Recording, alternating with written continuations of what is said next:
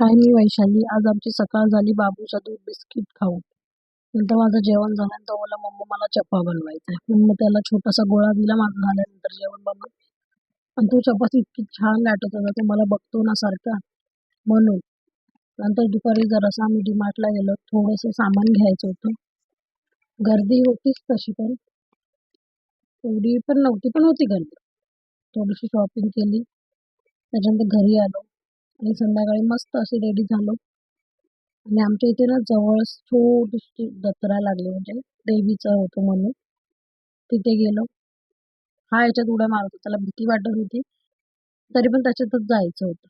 थोड्याशा त्याने अशाच उड्या मारल्या. नंतर बोलला, "मम्मा त्या एरोप्लेनमध्ये बसायचं."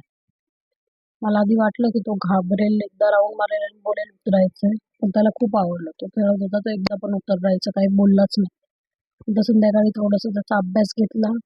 त्याला बुकमध्ये काय काय सांगत होते आणि तो विचारत होता, "मम्मा हे, मम्मा हे."